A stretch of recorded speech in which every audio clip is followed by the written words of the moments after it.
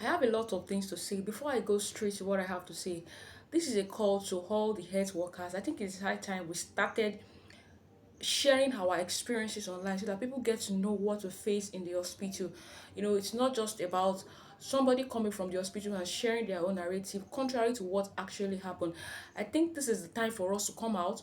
Let's share what exactly happens in the hospital so that people will get to know exactly what goes on in the hospital. Now, I came across a video of a man who said his son was killed by a particular nurse because of 8,000 naira. Note that I don't know the full story. I don't know what happened. I don't know what transpired in the hospital. And I'm not here to judge the man. I'm not here to take side of the nurse or whoever it happens to. But here is my take on the matter, because I went to the comment section and I was seeing different kind of things. People were like, where is the empathy of the nurse? That why didn't the nurse go ahead to do the needful? Just because of 8K, the nurse allowed the baby to die. A lot of things. And I was like, oh my God, these people don't really know what goes on in the hospital. Now, the statement that caught my attention was the fact that someone said, what is, even the man himself said, what is 8K? And someone was like, the nurse could have gone ahead to do the needful. I don't really know. I don't know what transpired in the hospital. So I'm not going to contribute based on what I am seeing online, but I'm going to consider the both sides. Now, let's say, for instance, the materials needed were not made available and it wasn't accessible to the nurse. Now, how do you expect the nurse to go ahead and carry out the procedure? Now, it's not about sanctioning, because there is nowhere in the hospital that a patient will be required to pay for sanctioning. Normally, if a baby is born and there's asphyxia, the feel there's need for sanctioning, it will be done without even involving the parent, like in an ideal hospital setting. Now, that is what is obtainable. When a woman delivers and it is discovered that the child did not cry, probably there is a case of asphyxia, the baby will be suctioned. I do believe in an ideal hospital, even before the delivery takes place, a lot of things will be made available. Like the bed attendant will ensure that the suctioning machine is functioning well, the suctioning tube, everything needed will be made available. So that narrative of asking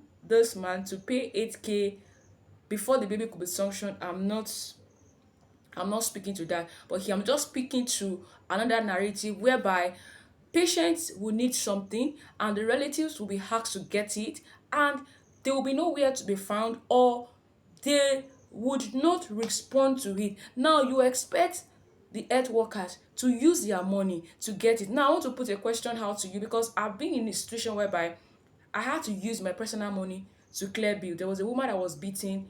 There was a case of assault. She came in with her clothes stained with blood. She had nothing on her. She was given prescription of a certain amount of money to go to the pharmacy. When she got there, she did the costing and she could not afford it. And seeing her in that state, I could not let her go. I had to play my part to help her out. Now imagine in a day, I'm seeing someone like that, like let's say within 24 hours, I'm seeing like 10 patients like that, and I keep giving from my salary.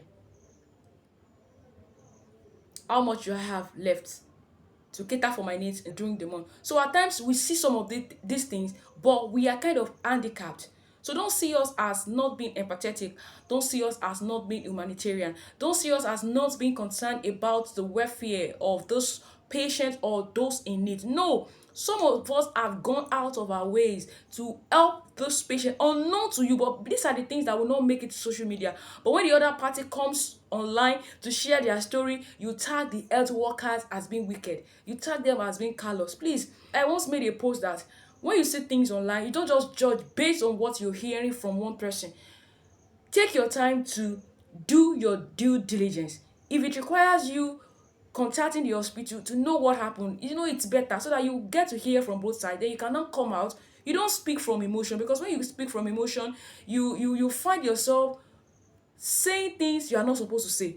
You are not going to be fair while making your statement, and it's going to be one-sided. So please, I want to beg everyone, when you see things online, put emotion aside. Let's face reality.